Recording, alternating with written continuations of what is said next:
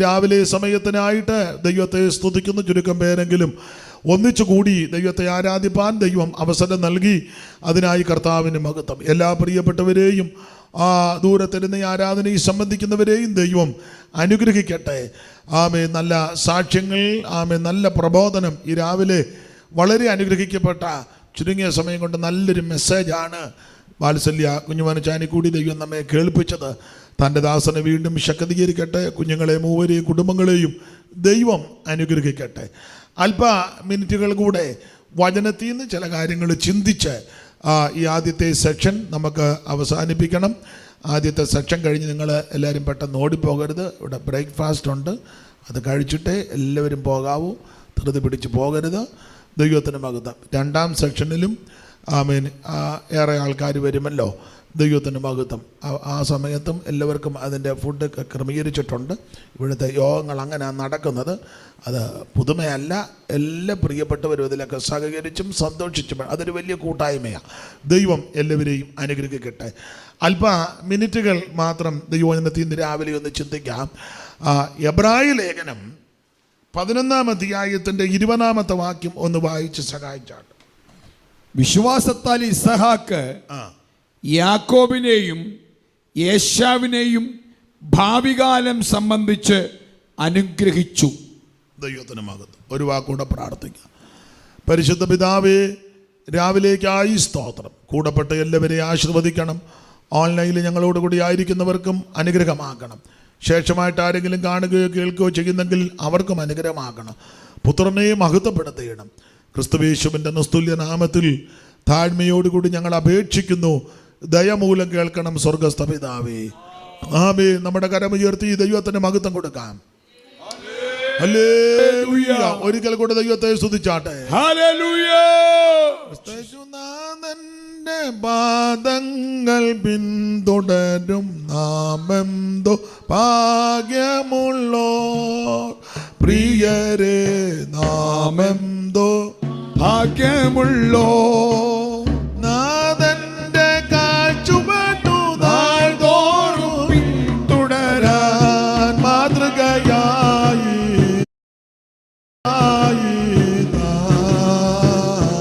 നല്ല മാതൃകയായി നാഥന്റെ കാഴ്ചുവട്ടു നാൾതോറും പിന്തുടരാൻ മാതൃകയായി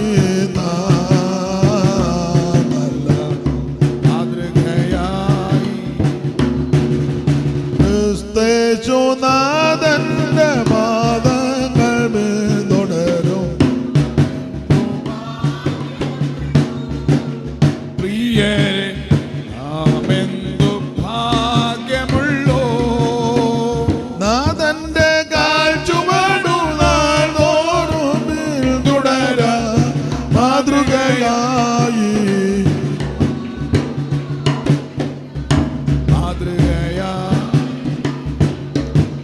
നാഥന്റെ കാഴ്ചുവട്ടു നാൾതോറും പിന്തുടരാൻ മാതൃകയായി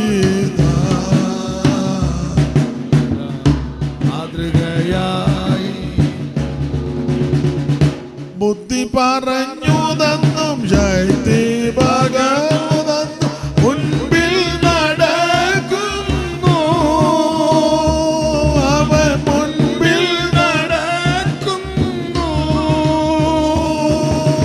തന്നാദം കേട്ടുകൊണ്ടു പിൻവേഗം ചിടുന്നതാനന്ദമാനന്ദം ആനന്ദം. തന്നാദം കേട്ടുകൊണ്ടു വേഗമിച്ചിടുന്നതാനന്ദം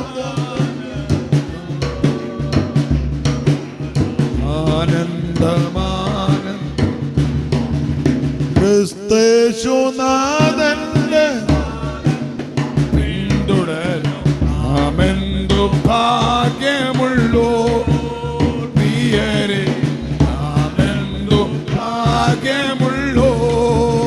നാഥന്റെ കാഴ്ചുവട്ടു നാൾതോറും പിന്തുടരാൻ മാതൃകയായി മാതൃകയായി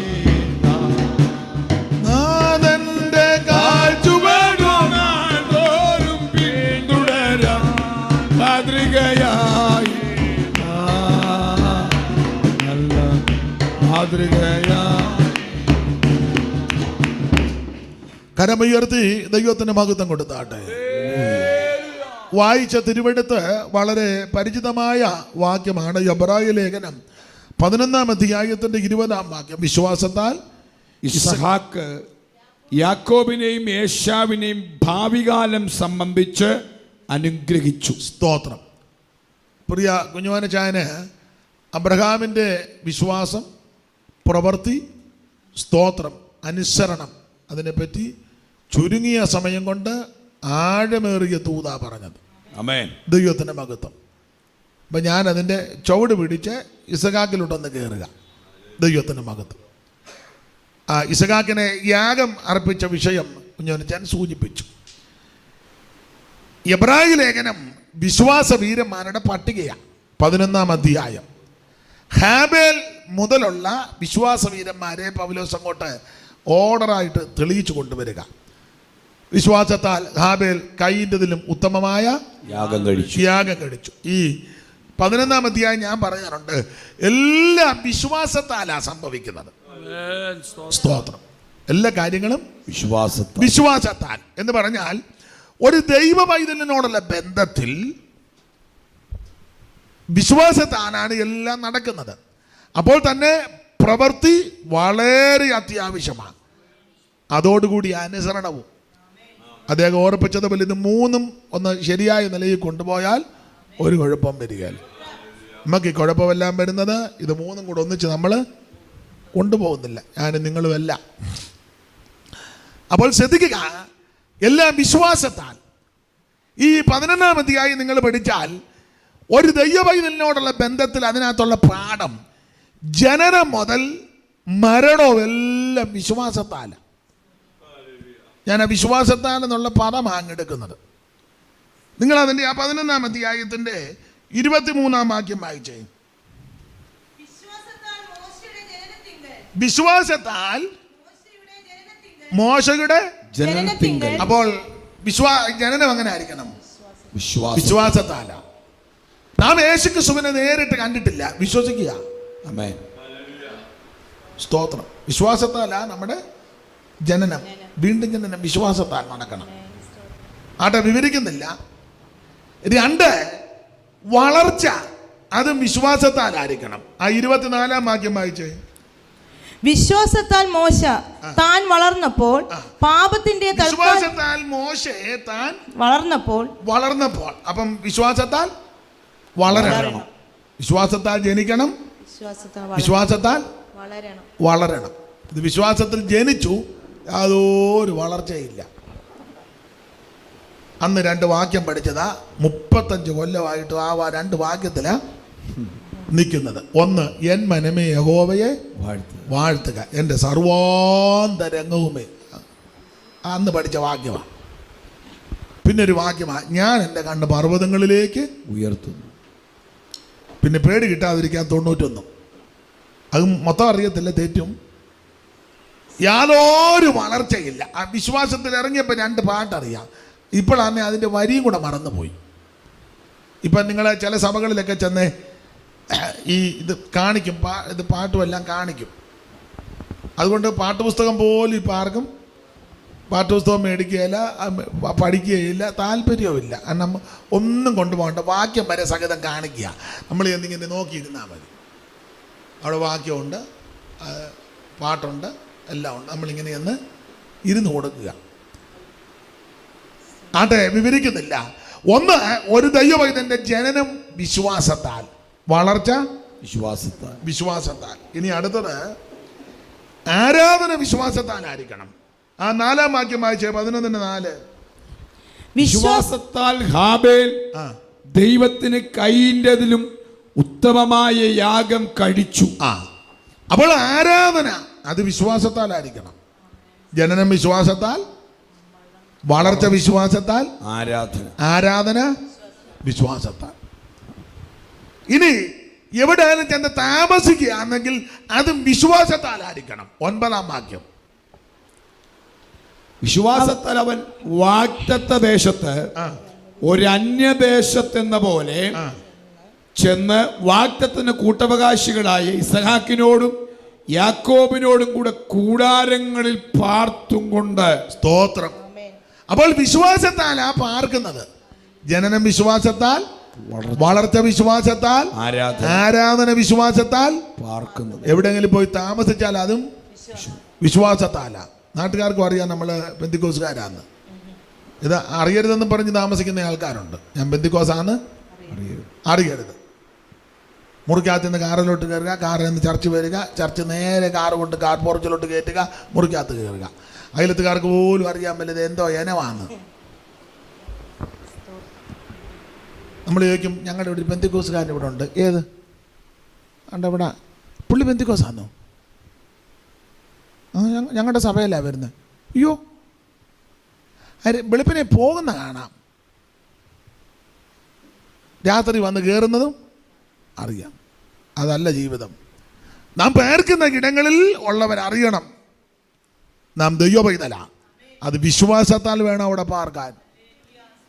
സ്തോത്രം. ഞാൻ അധികം വിവരിക്കുന്നില്ല. ദൈവത്തിന് മഹത്വം. വിശ്വാസത്താൽ പാർക്കുക. ഇനി വിശ്വാസത്താൽ പാർക്കുക മാത്രം പാർക്കുമ്പം ഭയഭക്തി പൂണ്ട് വേണം ആ ദേശത്ത് പാർക്കാൻ. ഭയവും ഭക്തിയും വേണം. നിങ്ങൾ ആ 7-ാം വാക്യം വായിച്ചേ. വിശ്വാസത്താൽ നോഹ അതുവരെ കാണാത്തവയെ കുറിച്ച് അരുളപ്പാടാൻ ഉണ്ടായിട്ട് ഭയഭക്തി പൂണ്ട്. ഭയഭക്തി പൂണ്ടു. മതി, വെറുതെ പാർത്താ പോരാ, ഭയഭക്തി പൂണ്ട് വേണം അവിടെ പാർക്കാൻ. ദൈവത്തെ ഭയവും മനുഷ്യനെ ശങ്കയൊക്കെ വേണം. ഭക്തി ഉണ്ടായിരിക്കണം. നാട്ടുകാരെ കാണുമ്പോൾ മനസ്സിലാക്കണം, അയ്യോ ഭക്തിയുള്ള ആളാ, ഭയമുള്ള ആളാ. എല്ലാവരും ജീവിക്കുന്ന പോലെ, പറയുന്നത് പോലെ, ചെയ്യുന്നത് പോലെ, പ്രവർത്തിക്കുന്നത് പോലെ നമുക്കൊക്കത്തില്ല. ഭയഭക്തി പൂണ്ട് വേണം ഒരു ദേശത്ത് പാർക്കാൻ. ചിലർ ദേശത്ത് വാർത്താൽ ദേശം കൊണ്ട് നാറ്റിച്ചേച്ചാ അവിടുന്ന് പോകുന്നത്. പിന്നെ ആ ഏരിയയിലോട്ട് പോകുകയല്ലേ. പിന്നെ കല്യാണമോ വല്ലതും ഉണ്ടെങ്കിൽ രാത്രി പോയിച്ച് വരും. ആരെങ്കിലും കടന്നു പോകുക എന്നെങ്കിലും ചോദിക്കും, രാത്രിയിൽ എവിടെ ആൾക്കാർ കാണുമോ? രാത്രി 2:30 അങ്ങനെ പോയ വിദ്വാന്മാരെ അറിയാം. എന്നാൽ ഞാനും ശുപാർശമൊക്കെ രാത്രി ചില വീടുകളിൽ പോകുന്നത് പാട്ടുപാടി പ്രാർത്ഥിക്കാൻ പോകുന്നതാണ്. കഴിഞ്ഞ ദിവസവും ഞങ്ങൾ പോയി. അത് നമുക്ക് വേണ്ടപ്പെട്ടവരും അറിവിൽപ്പെട്ട ദൈവമക്കൾ കടന്നു പോകുമ്പോൾ രാത്രി സമയത്ത് ഡെഡ് ബോഡി അവിടെ വെച്ചിട്ടുണ്ടെങ്കിൽ ഞങ്ങൾ കഴിവിൻ്റെ പരമാവധി അവിടെ പോയിരുന്ന് വെളുക്കോളം പാട്ടും പ്രാർത്ഥനയും പകലും പോകും. ആ കാര്യമല്ല ഞാൻ സൂചിപ്പിച്ചത്. ചിലർക്ക് പകല് ചെല്ലാനൊക്കത്തില്ല. പേരൊന്നും പറയുന്നതിൽ ഒരു വലിയ പ്രഗത്ഭനായ ഒരു മനുഷ്യനുണ്ട്. രാത്രി ദേശത്ത് ചെല്ലാൻ മേല, ആ പകല് ചെല്ലാൻ മേല. ഭയങ്കര പരസ്യയോഗവും ഉണർവ് യോഗവും. അയ്യോ, വെള്ളവസ്ത്രമെല്ലാം ധരിച്ച് നെടുക അങ്ങ് നിൽക്കുക. സ്തോത്രം. മേഴ്സിയാൻ്റെ ചിന്തിക്കുക ആരുടെ കാര്യമാണ് എന്നൊക്കെ യോഗം കഴിഞ്ഞ് പറയാം. അല്ലെ അലച്ചാനോട് പറഞ്ഞോളാം. പുള്ളിക്കാരി ഡൗട്ട് ആരുടെ കാര്യമാണ്.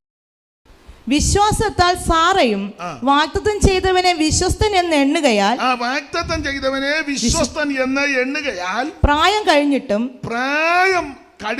പുത്രോൽപാദനത്തിന് ശക്തി പ്രാപിച്ചു. അപ്പോൾ വിശ്വാസത്താൽ ശക്തിപ്പെടണം. മുമ്പ് പ്രാപിച്ച ശക്തിയിൽ ഓരോ ദിവസവും ശക്തിപ്പെടണം. സങ്കീർത്തനക്കാരൻ പാടിയിരിക്കുന്നത്, അവർ മേൽക്ക് മേൽ ബലം പ്രാപിക്കുന്നു. എല്ലാവരും സിയോനിൽ ദൈവസന്നിധിയിൽ ചെന്നെത്തുന്നു. മേൽക്ക് മേൽ ഓരോ ദിവസവും ബലപ്പെടണം. അപ്പോൾ ഇവിടെ വിശ്വാസത്താൽ അവരെ ശക്തിപ്പെട്ടു. 8-ാമത്തെ കാര്യം 17-ാമത്തെ വാക്യം വായിച്ചാട്ടെ. വിശ്വാസത്തിൽ അബ്രഹാം താൻ പരീക്ഷിക്കപ്പെട്ടപ്പോൾ ഇസഹാക്കിനെ യാഗം അർപ്പിച്ചു. ദൈവത്തിന് സ്തോത്രം. വിശ്വാസ ജീവിതത്തിൽ പരീക്ഷകൾ വരും. ദൈവം ദോഷമായിട്ടൊന്നും ചെയ്യത്തില്ല, പക്ഷേ വിവിധ പരീക്ഷകൾ വരും. അത് വിശ്വാസത്താൽ അതിനെ ജയിക്കണം. ദൈവത്തിന് മഹത്വം. വിശ്വാസത്താൽ അതിനെ ജയിക്കണം. അടുത്തത്, വിശ്വാസത്താൽ ദൈവത്തെ കാണണം. നിങ്ങൾ അതിൻ്റെ 27-ാം വാക്യം വായിച്ചേ.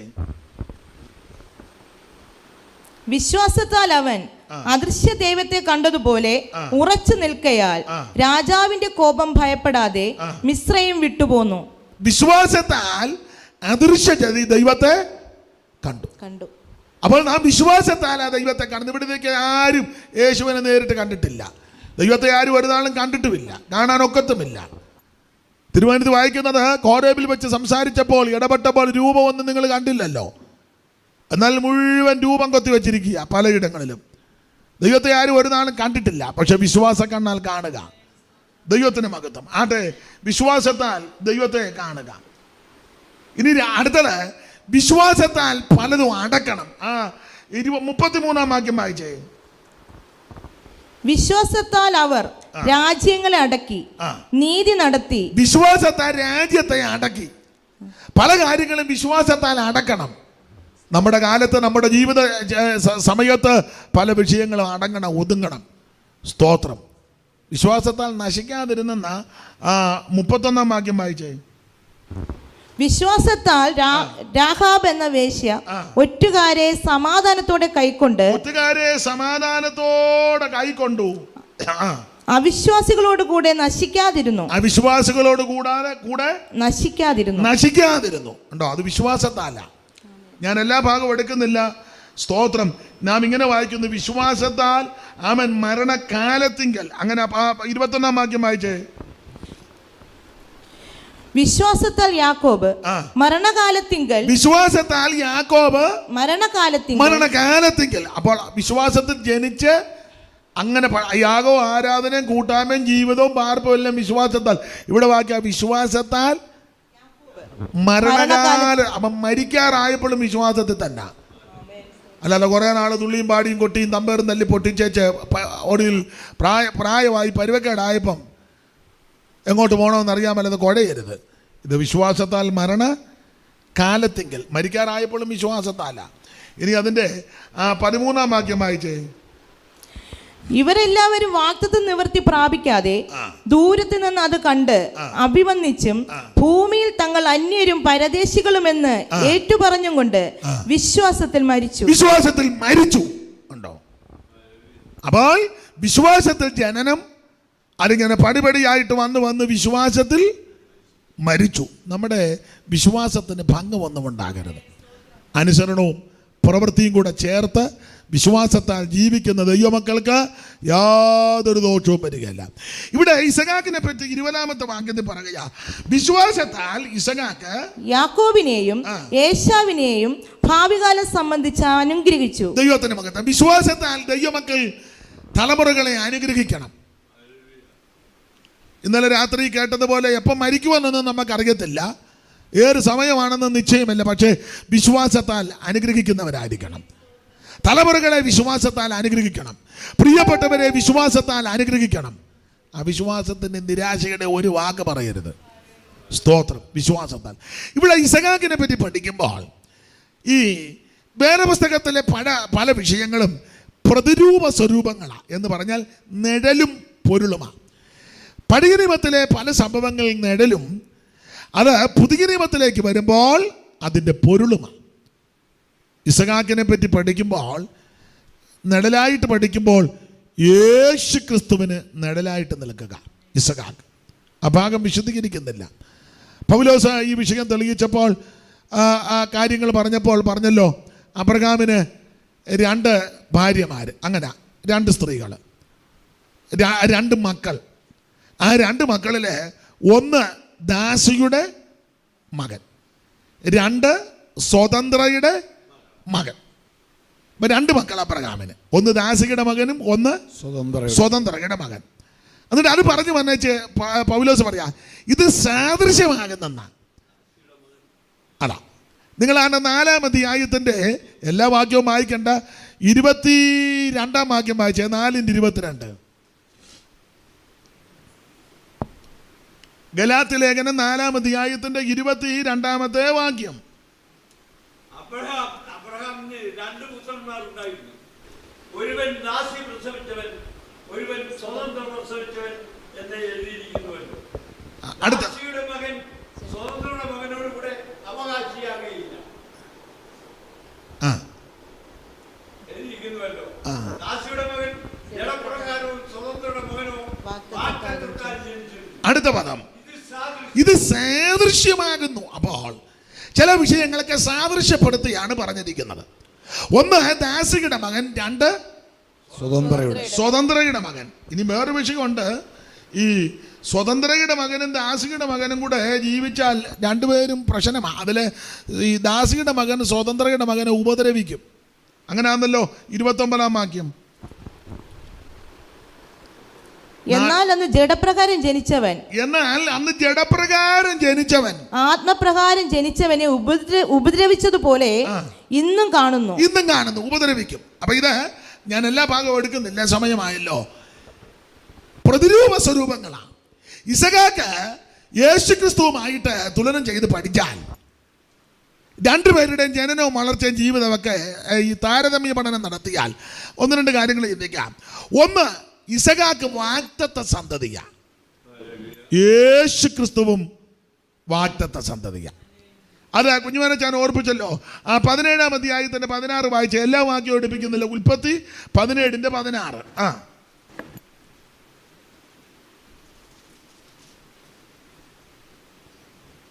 ഞാൻ അവളെ അനുഗ്രഹിച്ച് അവളിൽ നിന്ന് നിനക്കൊരു മകനെ തരും. ഞാൻ അവളെ അനുഗ്രഹിക്കുകയും അവൾ ജാതികൾക്ക് മാതാവായി തീരുകയും ജാതികളുടെ രാജാക്കന്മാർ അവളിൽ നിന്ന് ഉത്ഭവിക്കുകയും ചെയ്യും എന്ന് അരുളി ചെയ്തു. ഇത് ദൈവം അബ്രഹാമിനോട് അരുളി ചെയ്യുക. ഇസഹാക്ക് ജനിക്കുന്നതിന് മുൻപേ വാഗ്ദത്തം കൊടുക്കുക അബ്രഹാമിന്. യേശുക്രിസ്തുവൻ ജനിക്കുന്നതിന് മുമ്പേ വാഗ്ദത്തം ഉണ്ടായിരുന്നു. നമുക്കറിയാം, യെശയ്യാ പ്രവചനം 7-ാം അധ്യായത്തിന്റെ 14-ാമത്തെ വാക്യം എല്ലാവർക്കും മനപാഠമാ. എന്നാലും ഒന്ന് വായിച്ചോ. 7:14. യെശയ്യാവ് 7-ാം അധ്യായത്തിന്റെ 14-ാം വാക്യം മനപാഠ വാക്യമാണ്. കന്യക ഗർഭിണിയായി, അതുകൊണ്ട് കർത്താവ് തന്നെ നിങ്ങൾക്കൊരു അടയാളം തരും. കന്യക ഗർഭിണിയായ ഒരു മകനെ പ്രസവിക്കും. അവന് ഇമ്മാനുവേൽ എന്ന പേർ വിളിക്കും. പേർ വിളിക്കും. തിന്മ തള്ളി നന്മ തെരഞ്ഞെടുപ്പ്. അപ്പോൾ യേശുക്രിസ്തു ജനിക്കുന്നതിന് മുമ്പേ അരുളപ്പാട് കൊടുത്തു. ദൈവത്തിന് സ്തോത്രം. ഇസഹാക്ക് ജനിക്കുന്നതിന് മുന്നേ അങ്ങനെ. ഇനി 2 ഓടിച്ചു പറയാം. ഈ ജനനത്തിന് മുമ്പേ 2 പേരുടെയും പേര് പറഞ്ഞായിരുന്നു. നിങ്ങൾ ആ 17-ാം അധ്യായത്തിന്റെ 19 വായിച്ച ഉൽപ്പത്തി 17:19. അതിന് ദൈവം അരുളി ചെയ്തത്, അല്ല നിന്റെ ഭാര്യയായ സാറ തന്നെ നിനക്കൊരു മകനെ പ്രസവിക്കും. നീ അവന് ഇസഹാക്ക് എന്ന് പേരിടണം. ഞാൻ അവന് ഇസഹാക്ക് എന്ന് പേരിടണം. അപ്പൊ ഇസഹാക്ക് ജനിക്കുന്നതിന് മുമ്പേ ദൈവം പേര് വെളിപ്പെടുത്തി. ഒരു കുഞ്ഞുണ്ടാകും, പേര് യേശു ക്രിസ്തു ജനിക്കുന്നതിന് മുമ്പും പേര് വെളിപ്പെടുത്തി. മത്തായി സുവിശേഷം 1-ാം അധ്യായത്തിന്റെ 21-ാം വാക്യം ഒന്ന് വായിച്ചേ. നമുക്കറിവുള്ള വാക്യം, എന്നാലും ഒന്ന് വായിച്ചു. അവളൊരു മകനെ പ്രസവിക്കും. അവൻ തന്റെ ജനത്തെ അവരുടെ പാപങ്ങളിൽ നിന്ന് രക്ഷിപ്പാനിരിക്കൊണ്ട് നീ അവന് യേശു എന്ന പേരിടണമെന്ന് പേർ വിളിക്കണം. ദൈവത്തിന്. അപ്പൊ 2 പേരും ജനിക്കുന്നതിന് മുമ്പേ 2 പേരുടെയും പേര് വെളിപ്പെടുത്തി. ഒത്തിരി കാര്യങ്ങൾ ആ ഭാഗത്ത് പറയാനുണ്ട്. 3, യേശുക്രിസ്തുവും ഇസഹാക്കിനെ പറ്റി പഠിക്കുമ്പോൾ 2 പേരും സ്വന്തക്കാരാൽ ഉപദ്രവിക്കപ്പെട്ടവരാ. ഇസഹാക്ക് സ്വന്തക്കാരാൽ ഉപദ്രവിക്കപ്പെട്ടമെന്ന് മുമ്പേ നമ്മളൊരു വാക്യം വായിച്ചല്ലോ. ഗലാത്യ ലേഖനം 4-ാം അധ്യായത്തിന്റെ 29-ാം വാക്യത്തിൽ ആ കാര്യം മുമ്പേ വായിച്ചത്. ഒന്നുകൂടെ വായിച്ചോ. സ്വന്തക്കാരാൽ.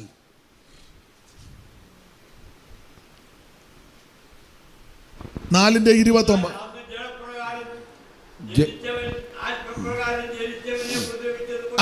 അന്ന് ജഡപ്രകാരം ജനിച്ചവൻ ആത്മപ്രകാരം ജനിച്ചവനെ ഉപദ്രവിച്ചു. ഇസഹാക്കിനെ ഇശ്മയേൽ ഉപദ്രവിച്ചെന്നാ അതിന്റെ സാരം. ഇന്നും അങ്ങനെ. യേശുക്രിസ്തുവിന്റെ സമയത്തും അങ്ങനെ തന്നെ. യോഹന്നാന്റെ സുവിശേഷം 1:11 വായിക്കുന്നത്, സ്വന്തമായതിലേക്ക് വന്ന് സ്വന്തമായവരും അവനെ കൈക്കൊണ്ടില്ല. യേശുവിനെ പിടിച്ചു, കണ്ണുകെട്ടി, തല്ലി, ഉപദ്രവിച്ചു. എന്തെല്ലാം പങ്കപ്പാടുകൾ അവിടുന്ന് സഹിച്ചു. പരിഹസിച്ചു തീർന്നു എന്നാണ് മത്തായി 27:31 പറയുന്നത്. പരിഹസിച്ച് തീർന്നു. ഈ വിധം കഷ്ടാനുഭവങ്ങളിൽ കൂടി തികഞ്ഞവനാണ് നമ്മുടെ രക്ഷാനായകനായ യേശുക്രിസ്തു. ദൈവത്തിൻ്റെ മഹത്വം. അതുകൊണ്ട് അവൻ 2 പേരെയും അവൻ ഉപദ്രവിച്ചു. ഇസഹാക്ക് മോറിയ മലയിലേക്ക് ആ വിറകെട്ട് ചുമലിൽ വെച്ചുകൊണ്ടാണ് നടന്നത്. 22-ാം അധ്യായത്തിന്റെ 6-ാം വാക്യം പഠിക്കുമ്പോൾ, ഉൽപ്പത്തി പുസ്തകം 22-ാം അധ്യായത്തിന്റെ 6-ാമത്തെ വാക്യത്തിൽ ആ മോറിയ മലയിലേക്ക് ആ ചുമലിൽ വെച്ചുകൊണ്ട് ഹോമയാഗത്തിനുള്ള വിറകെടുത്ത് തന്റെ മകനെ ഇസഹാക്കിനെ ചുമലിൽ വെച്ചു.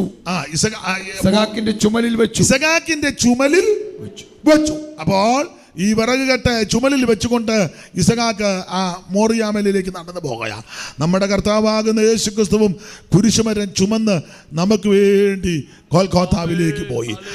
നാം യെശയ്യാപ്രവചനത്തിൽ വായിച്ചു കേട്ടല്ലോ, നമ്മുടെ എല്ലാം അകൃത്യം ദൈവം യേശുവിൻ്റെ മേൽ ചുമത്തി. ഞാൻ നിങ്ങൾ അനുഭവിക്കേണ്ട പങ്കപ്പാടുകളും പീഡകളും സകല ദുരിതങ്ങൾ നമുക്ക് വേണ്ടി അവിടുന്ന് തൻ്റെ ചുമലിൽ വഹിച്ചു. ആ കർത്താവിനെ ഈ രാവിലെ നമുക്ക് ഒന്ന് മഹത്വപ്പെടുത്താം. ഇസഹാക്കും സ്വമനസാലെ യാഗപീഠത്തിൽ കിടന്നു. ദൈവത്തിന് സ്തോത്രം. സ്വമനസാലയ യാഗപീഠത്തിൽ കിടന്നത്. എതിർത്തില്ല, കയർത്തില്ല, പിറുപിറുത്തില്ല, മറുത്തില്ല. സ്വയമനസാലെ ആ യാഗപീഠത്തിൽ കിടന്നു. നമ്മുടെ കർത്താവാകുന്ന ക്രിസ്തുവേശുവും സ്വന്തം മനസ്സോടെ നമുക്ക് വേണ്ടി ആ ക്രൂശന്മേൽ കിടന്നു. അവിടുന്ന് തിരുവായി മൊഴിഞ്ഞത് നമുക്കെല്ലാം അറിയാം. യേശു പറഞ്ഞത്, കർത്താവേ, നിന്റെ ഇഷ്ടം ചെയ്യുവാൻ ഞാൻ പ്രിയപ്പെടുന്നു. ഈ രാവിലെ നമുക്കും ദൈവസന്നിധിയിൽ ഒന്ന് സമർപ്പിക്കാം. ദൈവത്തിൻ്റെ ഹിതത്തിനായി, ദൈവത്തിൻ്റെ ഇഷ്ടത്തിനായി. നമ്മുടെ ഇഷ്ടമൊന്നും നടക്കരുത്, ദൈവത്തിൻ്റെ ഇഷ്ടം നടക്കുവാൻ ഈ രാവിലെ നമുക്കൊന്ന് സമർപ്പിക്കാം. നമുക്ക് വേണ്ടി പങ്കപ്പാട് സഹിച്ചവനെ, നമുക്ക് വേണ്ടി കുരിശുമരം ചുമന്നവനെ, നമുക്ക് വേണ്ടി യാഗമായി തീർന്നവനെ, നമുക്ക് വേണ്ടി അറക്കപ്പെട്ട ആ ദൈവകുഞ്ഞാടിനെ ഈ രാവിലെ നമുക്കൊന്ന് ധ്യാനിക്കാം. എല്ലാവരും അല്പസമയങ്ങൾ ദൈവത്തെ മഹത്വപ്പെടുത്തിയാട്ടെ. അല്പസമയങ്ങൾ എല്ലാവരും കർത്താവിനെ മഹത്വപ്പെടുത്താം. Oh Jesus, hallelujah, hallelujah, hallelujah. എല്ലാവരും ദൈവത്തിന് മഹത്വം കൊടുത്താട്ടെ. ഓ ദൈവത്തിന് മഹത്വം, ദൈവത്തിന് മഹത്വം, ദൈവത്തിന് മഹത്വം, ദൈവത്തിന് മഹത്വം, ദൈവത്തിന് മഹത്വം, ദൈവത്തിന് മഹത്വം. നാഴ്ചയിൽ എനിക്കവെന്താണല്ലേകി താങ്ങി എന്നെ വീഴ്ചയിൽ വഴി, താഴ്ചയിൽ എനിക്കവെന്താണ്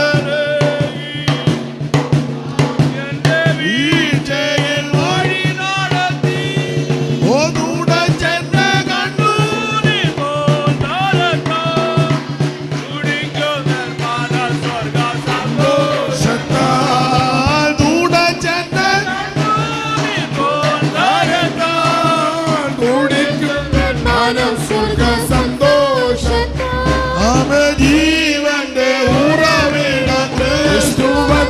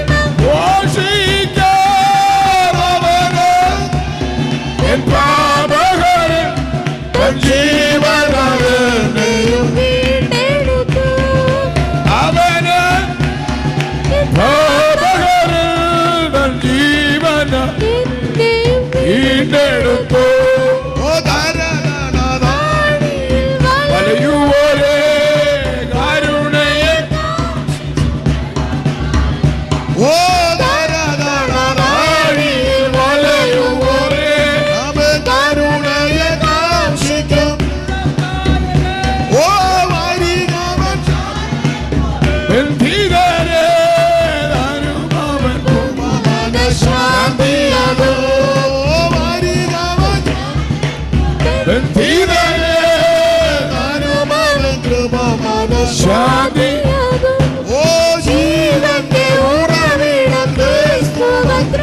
ഓ നാവിനാൽ അവനെ ഘോഷിക്കാം. പാപങ്ങളെ തൻ ജീവനെ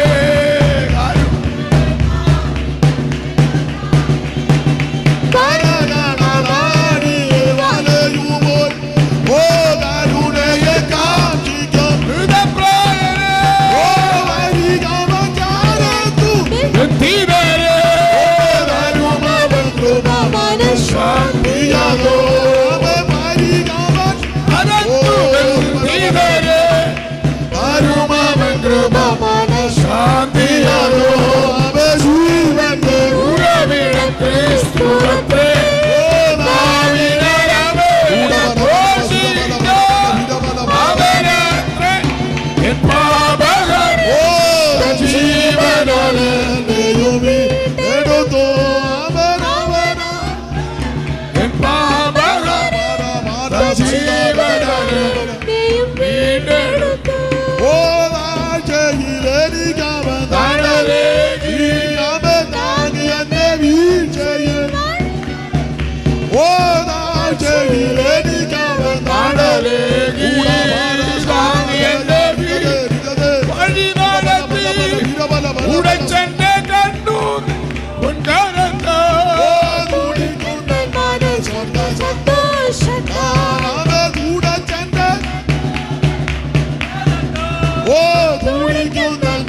സ്വർഗ സന്തോഷത്താൽ ജീവന്റെ